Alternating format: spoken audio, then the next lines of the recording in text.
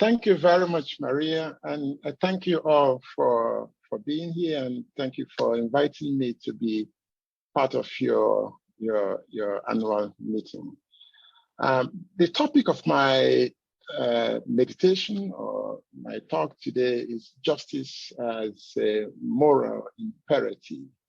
And I'll draw my examples from South Africa, on which this book on justice is based. So I'm hoping that my meditations will be able to excite discussions after in the next 40 minutes. So all of us saw the horrifying scene of the killing of George Floyd on May 25th last year. And the incident, as we all know, galvanized a huge protest that included people of all ethnicities and genders and background and age. The massive protest confirmed what I have always believed about humanity, that the awareness of justice is an intrinsic part of what it means to be human. Justice is not a choice. It is a moral imperative. Without it, life would be meaningless. I am especially more interested in restorative justice, which is what South Africa is known for. That is a community-based bottom-up approach to the quest for fairness and human living.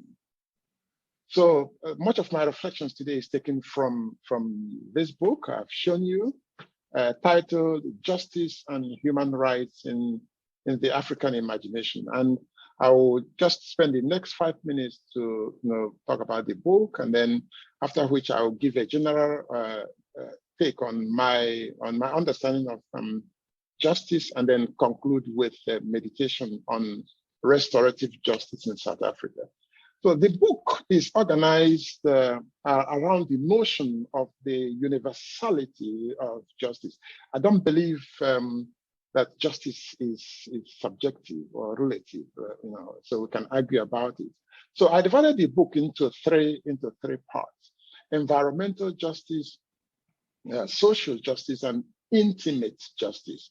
So in environmental justice, I relied on Princeton University professor Rob Nixon's concept of slow violence in my examination of the ecological catastrophe brought about by shale oil industry in the Niger Delta of Nigeria. Some of the arguments I developed there also apply to the cases of environmental pollution here in the United States, especially where people of color live. Example, the so-called Cancer Alley in Louisiana, where we have up to 150 refineries. And if you do some research, you might easily discover that mostly people of color live close to garbage processing sites. So all these, I think, are part of environmental, what I discuss in my book in environmental, as part of the environmental justice. In social justice, I examined African people's attitudes to different, that is to say, those with physical disabilities, such as albinism. And in intimate justice, I discussed attitude to people with alternative sexualities. In most cases, people of the LGBTQI are killed, and lesbians forced to endure what has been termed corrective rape. So my goal, what I set out to achieve in the book, is to prove that respecting these people's rights to their bodies and people's rights to live in decent environments are among the core principles of what it means to live in a just and fair society. So then my take on justice in general, as Maria has said, I'm a professor of literature and philosophy. And being a person who deals with stories, I would like to tell two stories. So one of them is Nelson Mandela's favorite of Aesop's fables, and the other is what I created. And I start with that one. On the playground are 5 children, 3 boys and 2 girls playing. A mother to one of them comes around, gives them 5 oranges, and tells them that the oranges are for all of them. There are many scenarios that can ensue. One is they will share the oranges among themselves. I imagine the children holding a small conversation in which they establish the conditions for sharing the oranges. Everyone gets 1 orange each. The leader among them will say, yes, one person, 1 orange, another will support. That would be a just thing to do. It will be fair. Another scenario is that one of them, perhaps a boy, let's call him Donald Duck. He could seek to have more oranges, claiming that he is hungrier than the others. So what if he gives the other boys 1 orange each and leaves the girls with nothing? Will the boys speak up against the situation? What language will they use? What if the boys gang up and deny the girls their oranges because they are, well, girls? And the girls object and ask, why? And the boys answer, you are girls. And according to the Bible or the story of Pandora, evil came into the world through women. Therefore, you must pay for your evil. What language can we use to make the boys realize the injustice of what they are doing? The second story is Nelson Mandela's favorite of Aesop's fables. It has that one day the sun and the wind had a debate on who was the stronger. While they are disputing, a traveler passed along the road wrapped in a cloak. The sun said, let us agree that he is the stronger who can strip that traveler of his cloak. And the wind took the challenge and right away blasted a cold gust against the traveler. As soon as the traveler felt the cold blast, he wrapped his cloak tightly around him. The harder the wind blew, the tighter he held the cloak to him. The wind grew angrier and blew with greater force, but all its effort was in vain. It now was now the turn of the sun, and the sun began to shine. At first, its rays were gentle. The traveler was happy. He untied his cloak and let it hang loosely from his shoulders. As the sun's rays grew warmer and warmer, the man took off his cap and finally pulled off his cloak and threw himself down in the welcome shade of a tree by the roadside. When we talk about justice, when we speak of justice, many ideas, of course, come to our minds. And most people associate the term with legal practices in the court of law and government ministerial positions like the Department of Justice.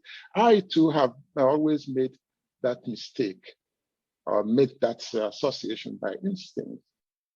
But as we know, there are many understanding of justice: legal, social, intimate, environmental, retributive, restorative. Not all of them are captured by existing laws.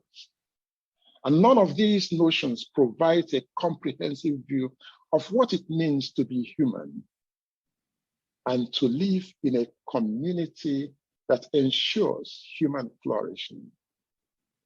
I believe that we who are concerned, we who are engaged with what it means with justice, must be about ensuring human flourishing, about happiness of individuals in our society. We must engage justice from different perspectives. And we return to our first story. My concern as a person interested in justice is about the condition of those girls. How do we restore the girls, not just the girls to oranges to them, or if Donald Duck has already eaten the oranges, how can we compensate the girls? Above all, how do we make them regain trust in humanity and pride in themselves? This is especially important to me, trust in humanity and pride in one's being.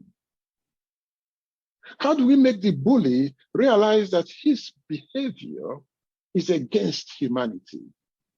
These are the questions that guide my approach to justice. I don't, let me put it this, I don't give a damn what the Bible or the Quran or the Torah or whatever legend out there, I don't care what narrative they have about women or vulnerable members of society. I want these people to no longer experience needless pain. I want them to experience the pleasure of being human.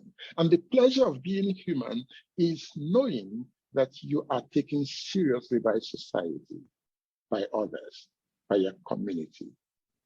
It is knowing that you are not a disposable entity, but rather that you have dignity. It is knowing that others care. The second part of the title of my book, We Too Are Humans, seeks to capture the voice of those who feel that they have not been treated the way humans ought to be treated, fairly. I imagine that if any of the children is denied an orange, he or she would ask, why am I not a human being? And the question, of course, assumes that every person deserves fairness on the ground of being human. Without ignoring the legal ramifications, I approach the notion of justice from this perspective, from the bottom up, from the perspective of being fair in our relations to others, fair in the distribution of respect, recognition, and material and intangible goods. It's about how we can move our society to become more aware of the rights of every individual to his or hers or her or their bodies, the right to their pleasures.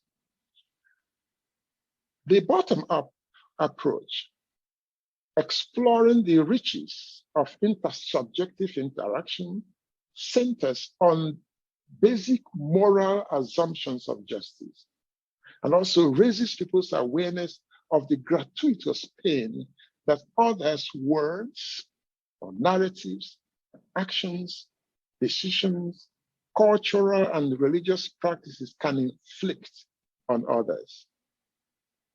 As we know, power manifests itself in different forms, but more especially in narratives and symbols. The cheapest means to exercise power over a people is to wrap it in religious narratives or religious symbols. Our goal is then to make sure that the dignity of any individual in pain overrides any religious myth or any narrative at all. Dignity is integral to our understanding of justice and human rights and belongs squarely in the sphere of restorative justice. And what is restored is precisely what had been denied, the sense of worth.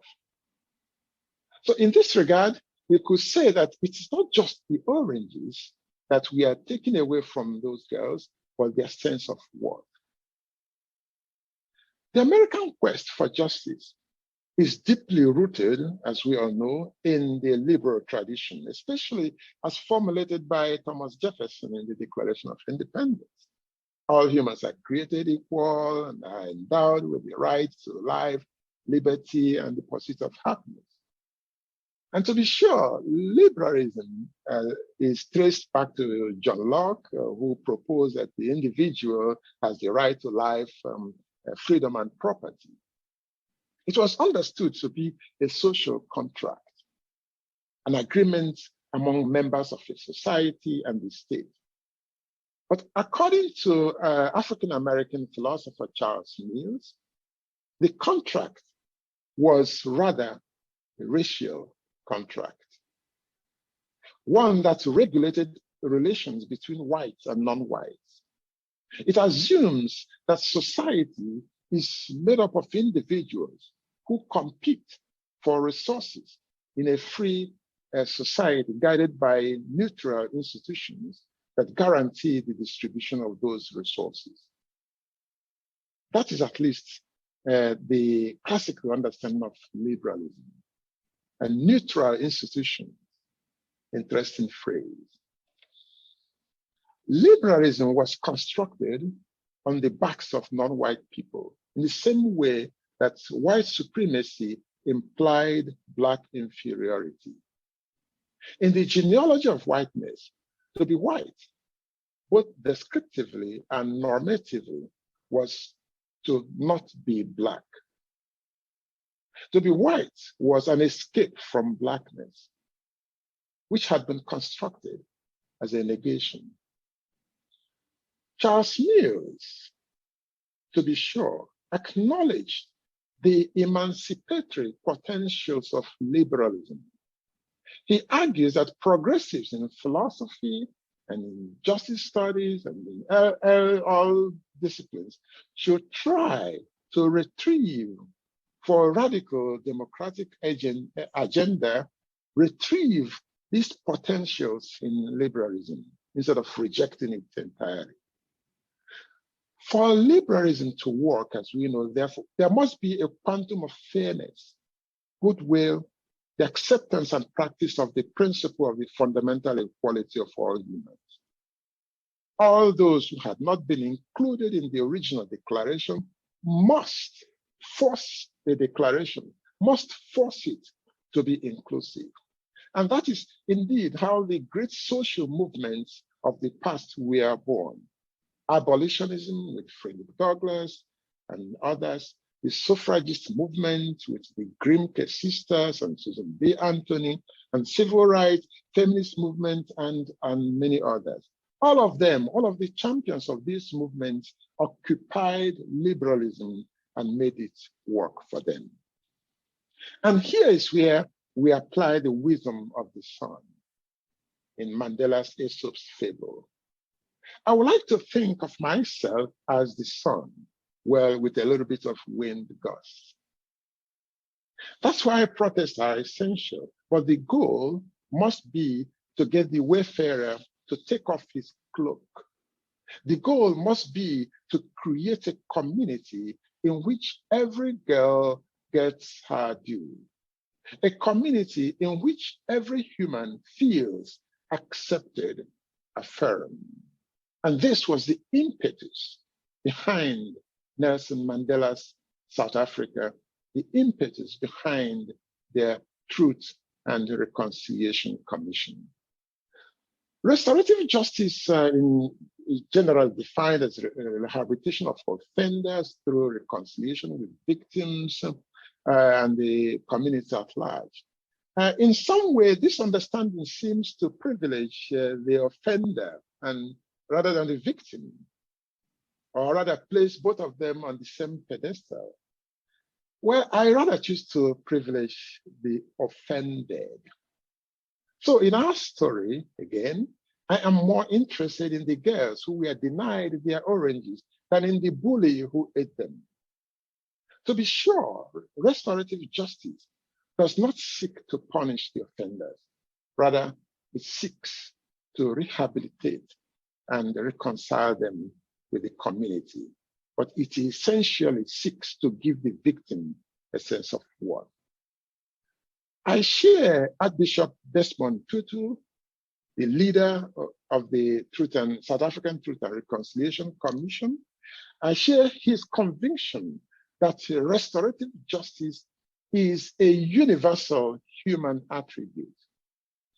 Justice is meant to restore the bond between individuals on one hand, and on the other, between the individual and community. And this view provides a prism through which we engage our world. So in her paper given yesterday, April Bernard did a wonderful job connecting restorative and transformative justice. I love especially her concluding thoughts in which she stated that restorative justice is a way of life. It is, I quote, a call to share life. I love the phrase share life. Indeed, life, human life, is meant to be shared.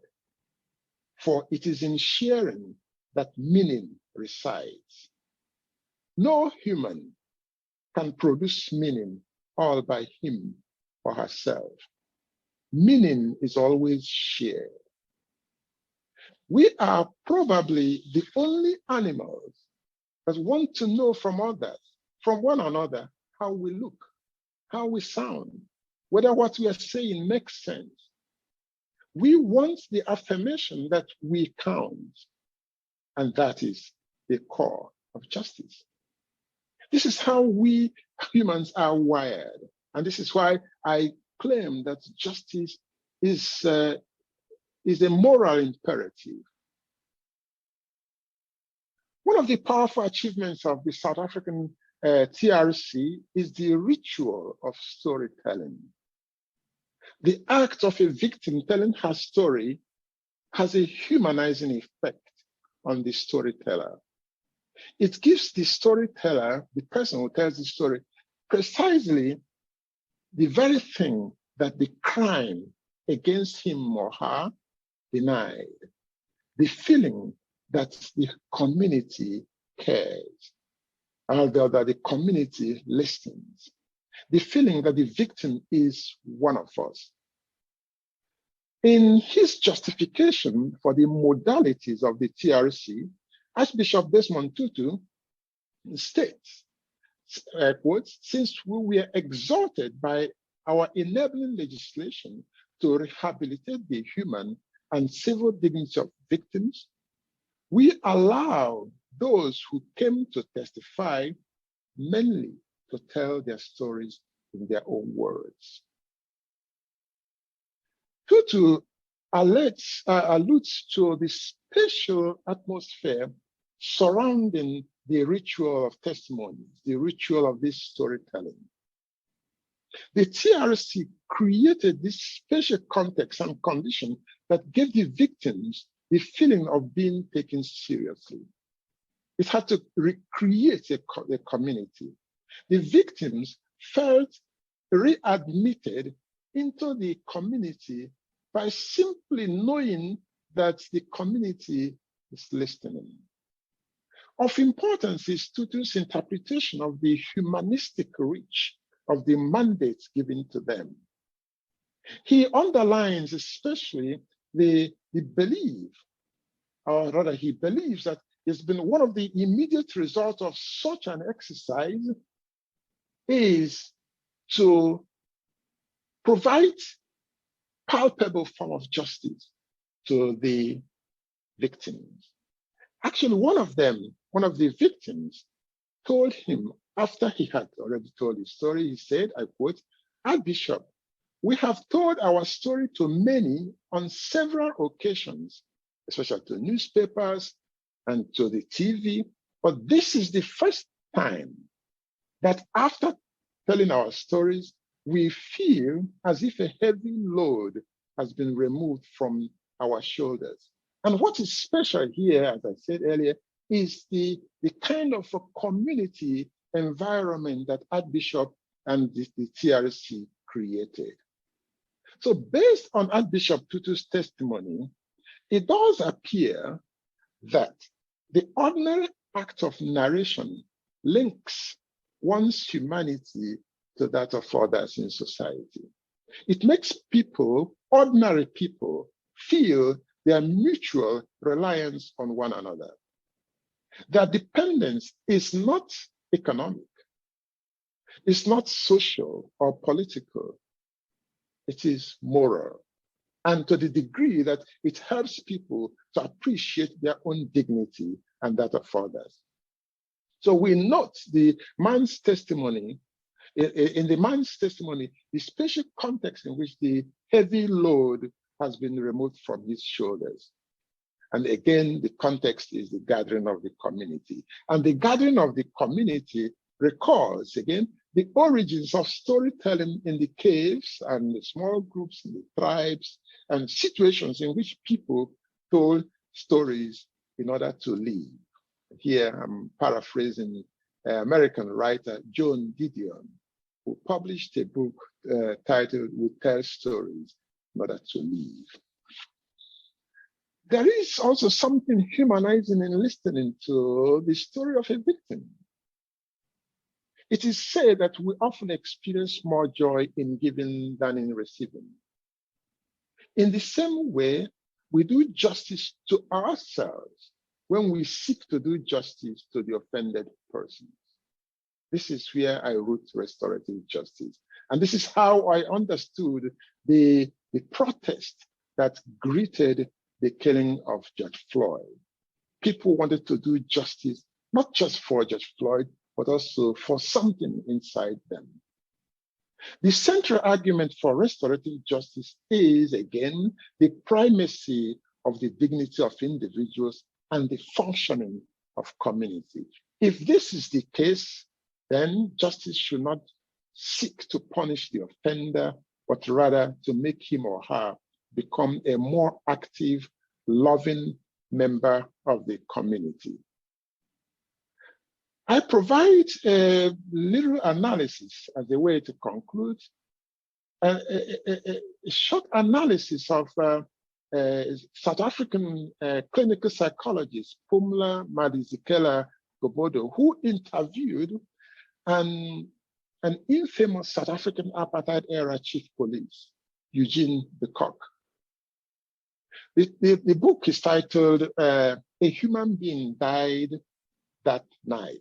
And it's constructed around the interviews that this woman, Phumla, had with Eugene de Kock. And again, in South Africa, in South African media, Eugene de Kock has been described as a mass killer, a psychopath, and known to the public as prime evil. It is therefore safe to say that he embodied the evils of apartheid, the evils of the past. And his, I think in one of the chapters, Phumla described him as a leper. Yet he is one whom Phumla seeks out, interviews, and even touches. So my analysis is on the moral and political relevance of this gesture of touching evil. So when Eugene de Kock concluded his public testimony at the TRC in September 1997, he expressed the wish to meet with the wives of the men he had ordered killed and to do so in private. That wish excited Phumla's curiosity, and she in turn met with the women to inquire about their meeting with Eugene de Kock. So both women felt, and they told her that they felt that de Kock had communicated to them something he felt deeply and had acknowledged their pain. The women's testimony about de Kock also made Phumla to find out exactly what caused the loss of the cock's moral humanity, as she writes. She was essentially interested in knowing whether the cock exhibited any vulnerability, because for her, I quote, when violators of human rights or other people's justice allow themselves to be emotionally vulnerable, they are giving others a chance to encounter them as human beings. Her interest in the cock story goes to the roots of and justification of the TRC's preference for restorative rather than retributive justice. Forgiveness, she writes, restores humanity to both the injured and the injurer, to both the offended and the offender. She tells the story, she articulates the story of forgiveness in order to demonstrate her own journey and unreserved acceptance of the humanity of all. That, however, meant touching the untouchable.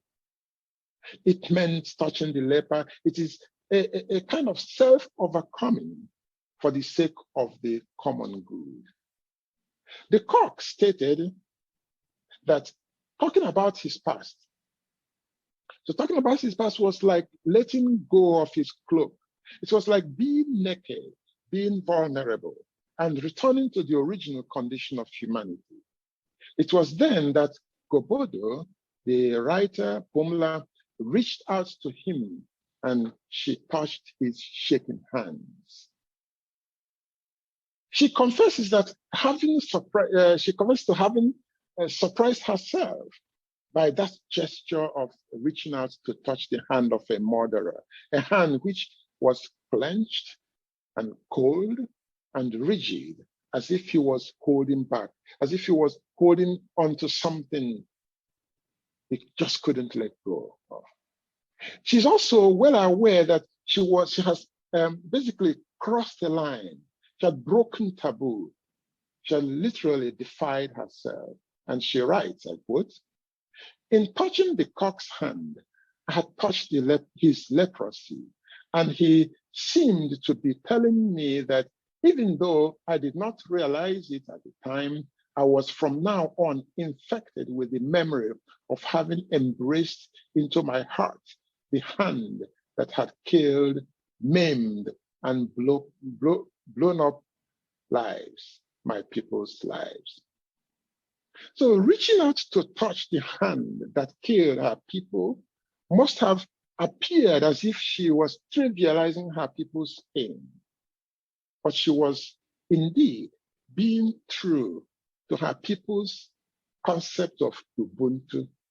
That is to say, the notion that a human is a human through other humans. And the Ubuntu believes in the inviolability of the humanity of all, and the fact that anyone who abuses any person's human rights or any person's justice goes against the core spirit of humanity. She sees the vulnerability of the other not as a weakness, but rather as an open invitation to reach out.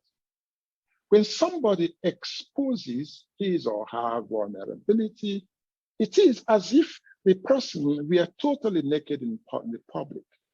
It is then the duty of the morally conscious to clothe him or her. We clothe him or her with care. Ironically, the instinct that made her touch the cock also revealed to her a stunning truth. That is to say, the side of him she had touched had not been allowed to triumph over the side that made him the apartheid's killing machine. Pumla knows that her desire to understand the cock may be irrelevant for people who do not have to live in a society with their former enemies. But for those whose lives are intertwined with those who have grossly violated human rights, those who sometimes even have to live as their neighbors. Ignoring the equation for her is not an option. It therefore seems that she is as committed to the polity as are many other actors in the post-apartheid search for peace. She makes sure to underline the fact that her gesture towards the cock is not exclusively altruistic or of high moral principle. She is concerned with the project of rehumanization, which is best understood within the context of the common good. It's important for Pumla, it's important for her that she is not claiming again any moral superiority. Rather, she understands the precarious nature of rebuilding societies torn apart by hatred. And the symbolic relevance of touch here should not be overlooked. We recall the Euro-modernist definitions of Black people as an absence, as deserving no recognition. But in reaching out to touch the man, to touch Eugene de Kock, Pumla says, I am not going to pay you back in your own coin. I'm going to recognize your dignity because you still possess dignity despite your past crimes. You are still a human despite your past. I am going to restore you. I am going to repair you. I think this is one of the ways to start healing our society devastated by the neoliberal misconceptions of what it means to be human.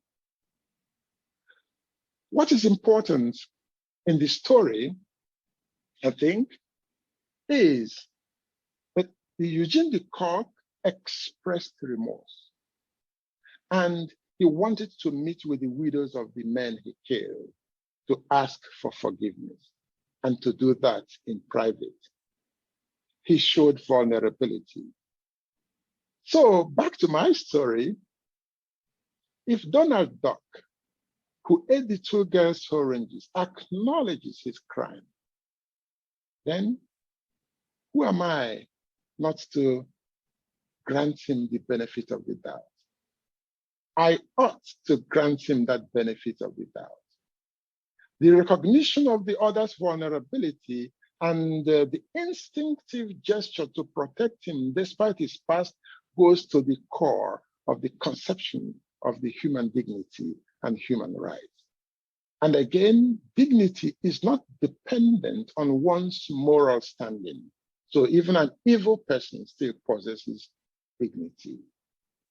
It is dependent on the fact that one is human.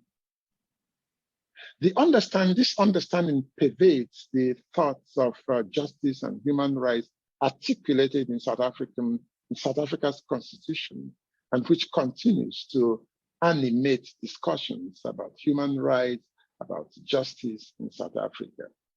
I conclude with the sentence: without this dignity, without this profound conception of dignity, justice is impossible. Thank you very much.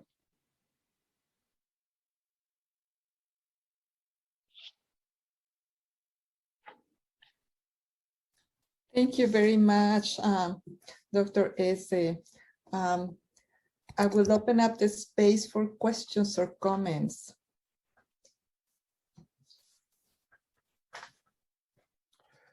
I just really enjoyed all of your comments. I actually just read the book you mentioned. I was pulling up my my review of it on Goodreads. I'm one of the nerds that reads a book and then writes a review.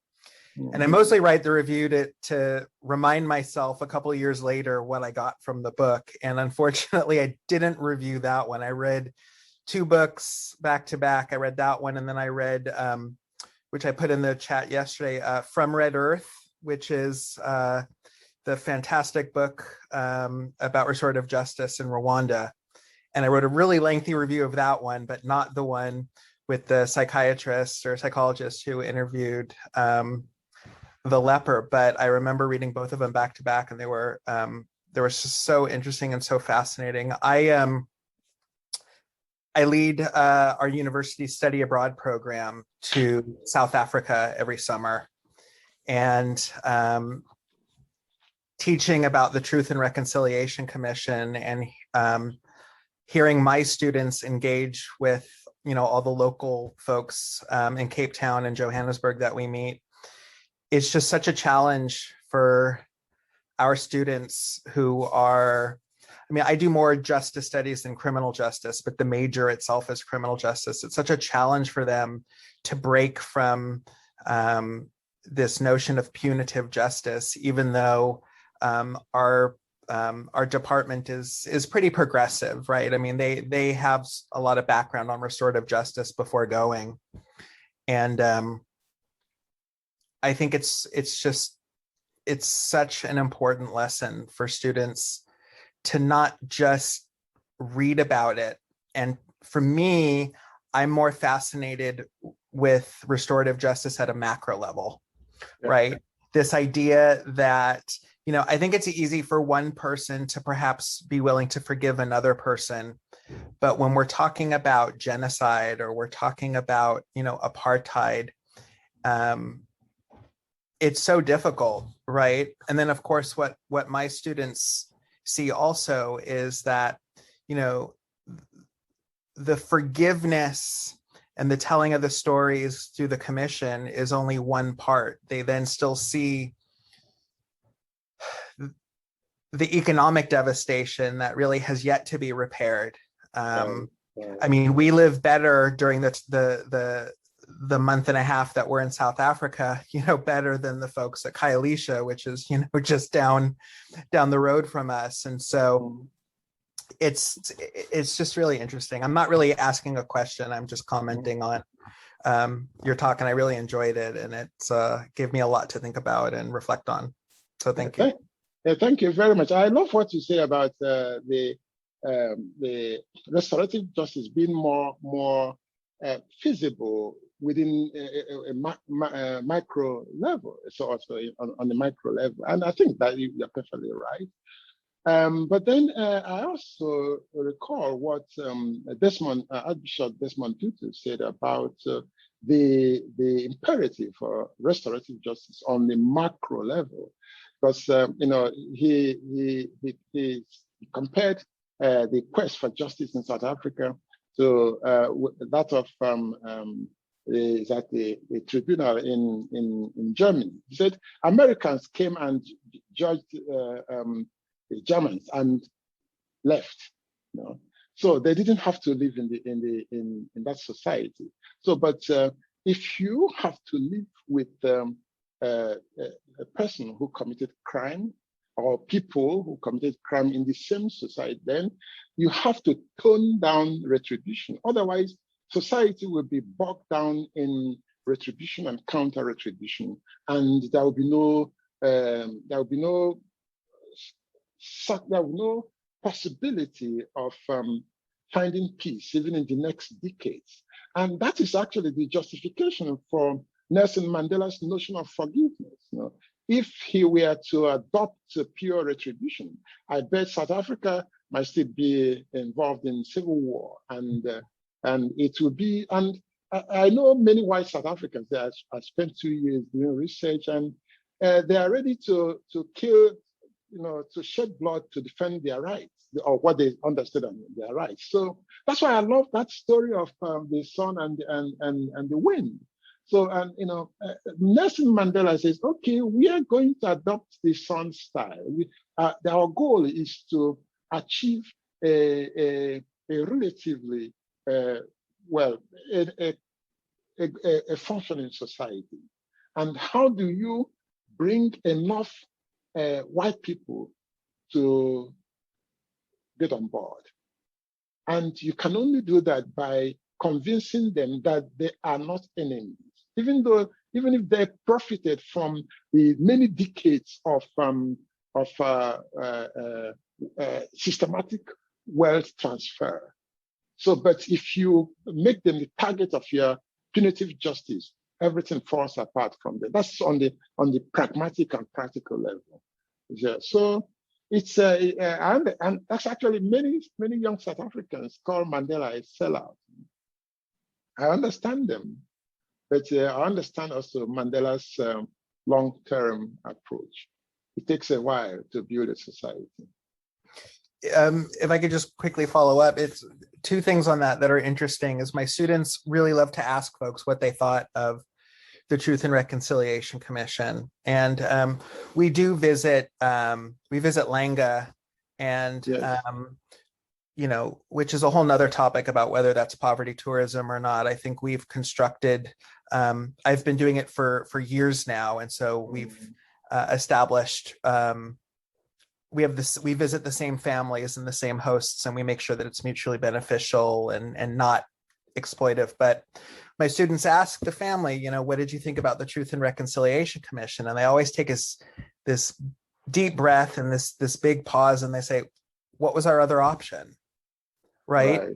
And I think that that's just such a great answer.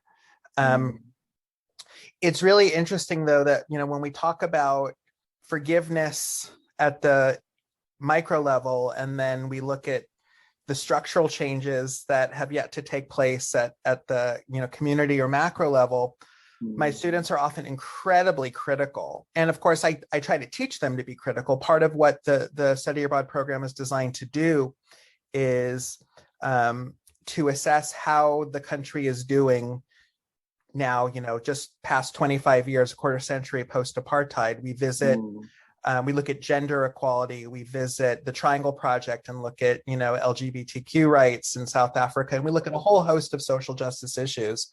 Yeah. And the students are often so critical, especially because this is the first time some of my students here in Southern California, have seen such segregation that, spatially still exists and so forth. And what my students fail to realize is South Africa is 25 years post-apartheid. Look at the United States, right? We're 60 plus years post the end of civil rights, and we haven't fixed our own problems. And yet we hold South Africa to a higher standard. And so it's getting my students to not judge in a punitive way and to start thinking about ways to repair. But it's just such an interesting dynamic. And I think the comparison between the two cultures, the United States and South Africa, there are so many similarities. Right. We're not allowed, we've never admitted our problems. We are struggling with reparations. We're not even allowed to say Black Lives Matter, right? Whereas South Africa has this model where, again, we're the melting pot. South Africa is the rainbow nation. In a melting pot, we just want everything to disappear and dissipate. In South Africa, it's about each individual identity standing side by side, which is why we try to force English as the dominant language, and they've got 11, official languages. And it's just such an interesting comparison. So I really appreciate all of your comments today. Thank you. Thank you so much for such a thoughtful and thought-provoking presentation. I am just, I'm all in the fable right now. And so I want to go back to the sun and the wind. And as I'm thinking about the sun and the wind, I understand that they knew their power. They knew that they possessed power, and they had to choose how they were going to use it. And their power was the understanding of the pleasure of being human. Understanding of the pleasure of being human for self and for other.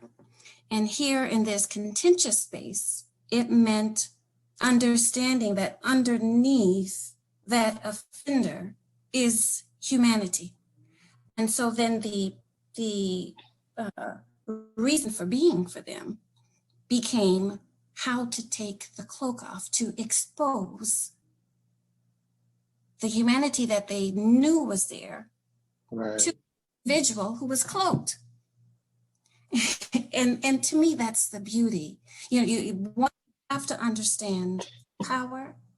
You have to know how to use it. And you have to believe that the cloak can come off and that you have the power to remove it through forgiveness.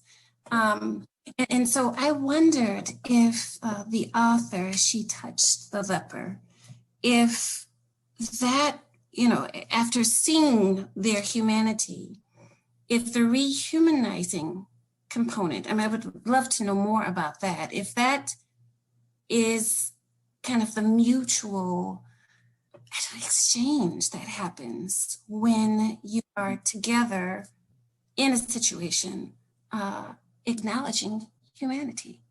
Yeah. So the rehumanization process is not only touching the lepers so that, I guess, you get beyond the fear, you understand that they are human, but it is also that you receive something back from that is so precious. It's beyond forgiveness. It's something else. I don't know what it is. What word would you call that? Yeah, I think you put it perfectly well. I wouldn't actually want to add any words to what you said, and I can only say that when I met her at her office at the University of Stellenbosch, she told me that the moment she touched this guy, she hadn't intended to touch him. It just came the instinct, and she felt something in herself, in her humanity, and actually she felt that she wasn't the person humanizing this other. It was the other way around.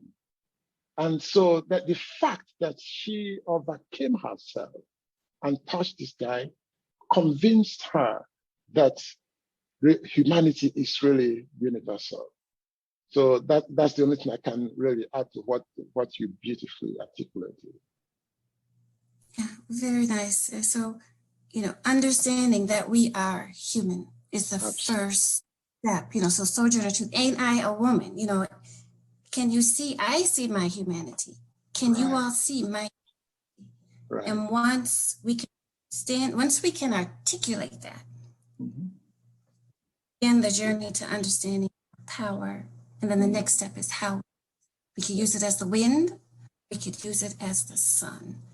It's a beautiful fable, and you've managed it so well with your presentation. Thank you so much. Thank you. Go ahead, Tanya. Thank you for this talk and everyone who's been involved in the conversation. I've found it very intriguing.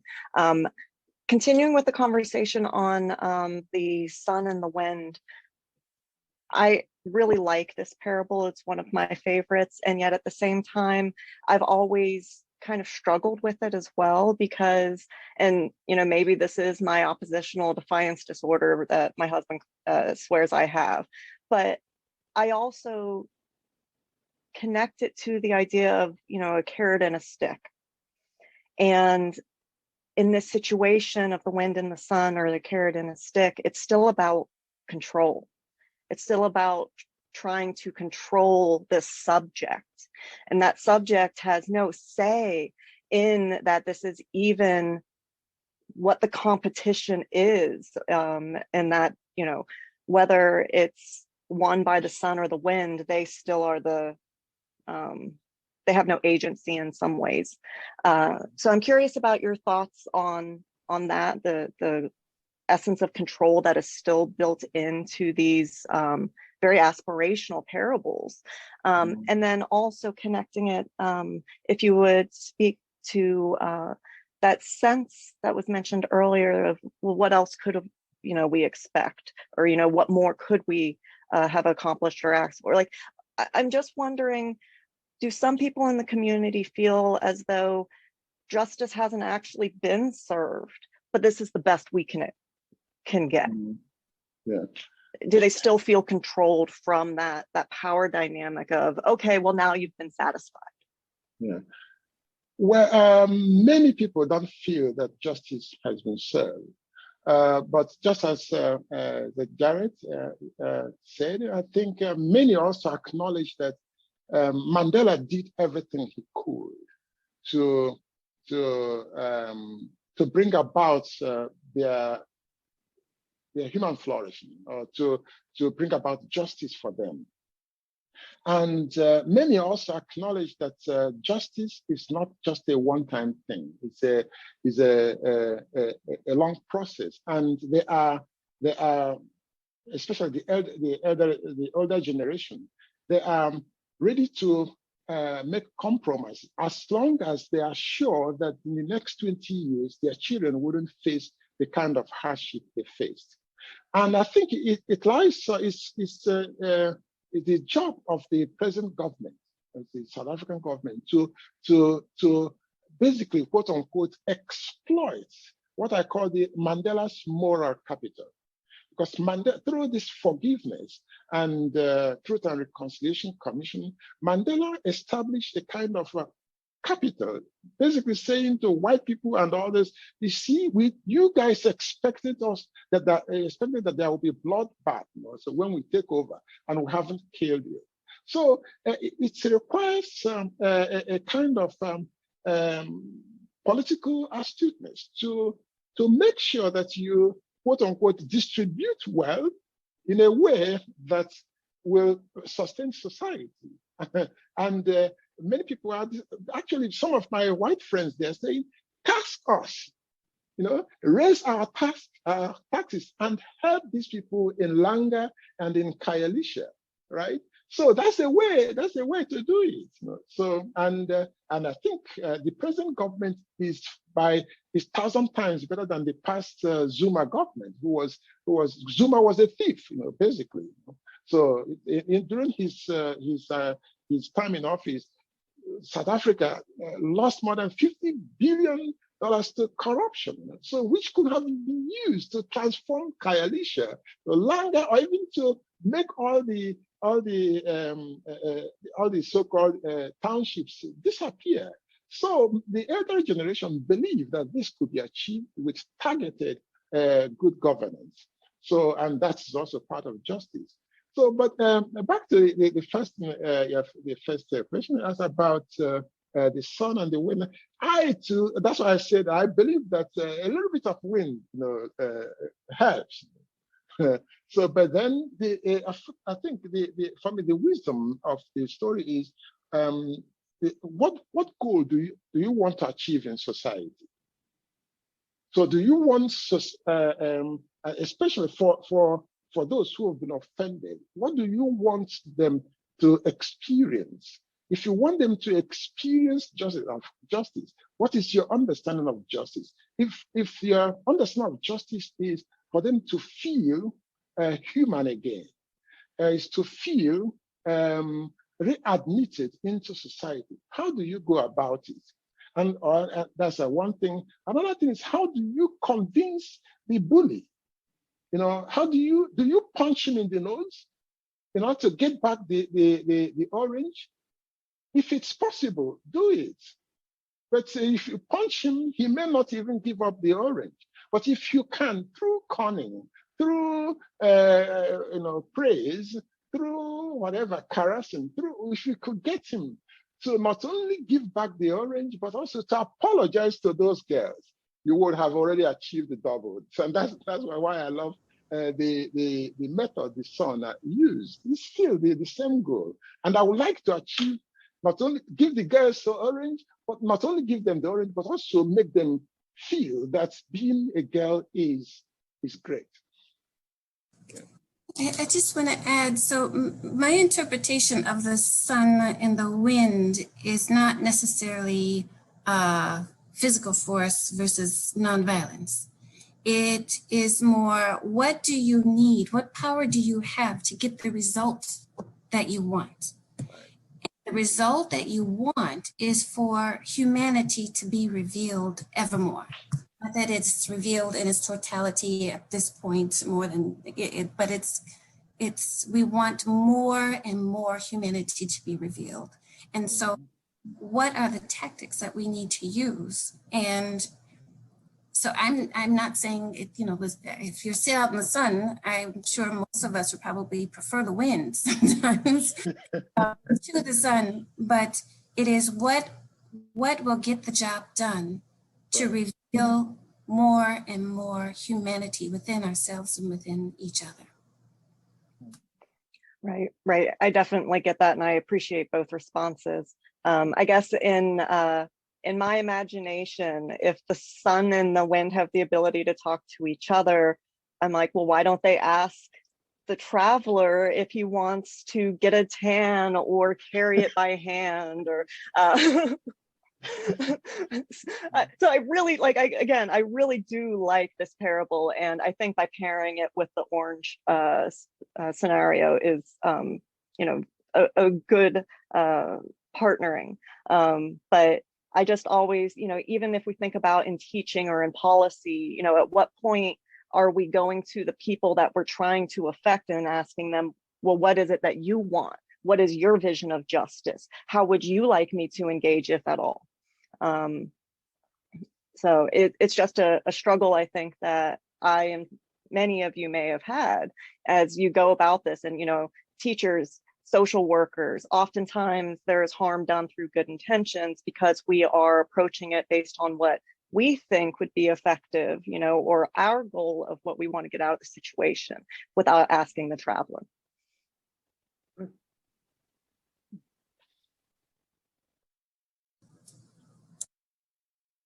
Okay, I don't want to belabor the points, but okay, so I'm seeing the traveler as the person with the power. They have the cloak on.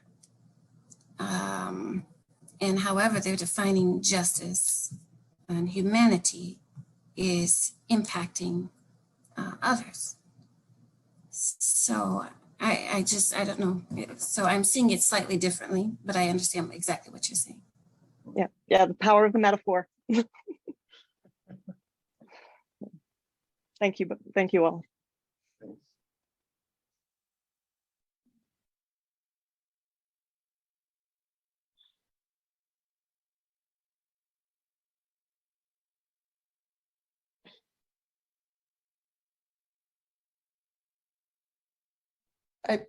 I have a question and a comment, but I hesitate to comment because I don't know how it will come out.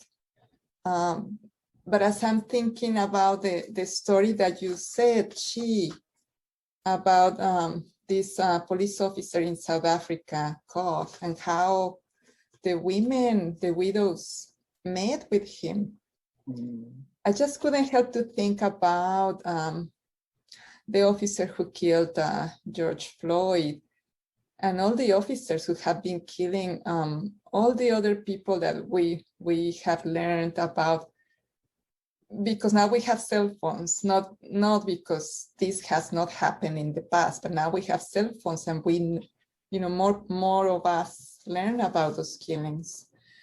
So if justice is a process, and if the goal is, you know, humanity, but also in this context, very, very contextual, is the abolition of the police departments. What do we do with these officers who had killed people and that all of us know them? And just again, thinking that this is a process, justice is a process, right? Of engagement with the other, of recognizing the humanity. It's so hard to think about these police officers, and so hard to think about their humanity sometimes. And I'm sorry, I'm about to cry, but it's so hard because the damage and the hurt that they have done is so great in just the killings themselves and the families, you know, of the people who die. Right. I mean, the American situation is, I mean, for me, conceptually so overwhelming that I often don't know what to say. But I want to repeat what Joe Biden always says, that there are good cops and bad cops, right? And I think I believe it because I know some cops here in Chicago, you know. One of which is lives exactly. I live on the first floor, and he lives on the second floor, and he's a pretty good guy. You know, when the snow falls, you know, and then he cleans the snow around his car and around my car, and we greet every time. And if I get a post and it's lying outside, he brings it inside and places it in front of my door. So I see, even though he's a cop, you know, he's police, I see a human in him. But Derek Chauvin, it's difficult. It's difficult, you know, really, especially given the arrogance, you know, with which he carried out his murder in the broad daylight, you know, as if to say, you know, you guys can do it. That is what offends so much, you know. But at the same time, if perhaps in 10 years or whatever, he truly goes through his actions and his deeds and recants or shows that he has understood the evilness of what he did, and then given the logic I've already established, then why wouldn't we give him the benefit of the doubt? It's really difficult. So, but I wouldn't want to be in the position of George Floyd's relatives. But if it were my relative and the killer, eventually, really, I see that he or she has expressed remote and understood what the evil or the wrong he has done, and for the good of the community. Now, I should, I think, acknowledge his humanity. But it's tough.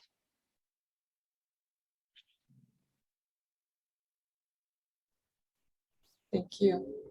Yeah.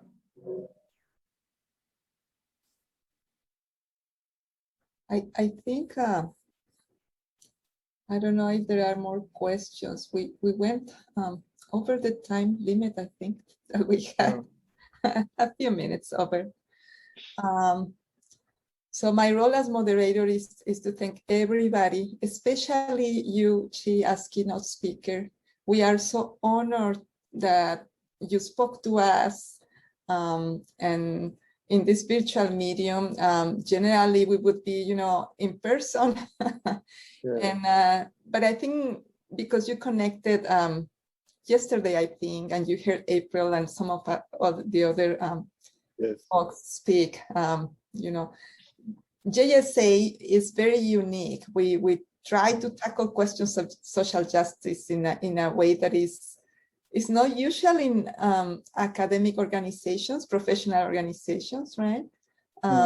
We really talk about these nitty-gritty questions of justice and the principles and all and so on. So we really feel honored that you were able to come and talk to us. And I want to thank you on behalf of Justice Studies and everybody here. Thank you very much. Thank you all. Thank you. And with that, I want to thank the people who came and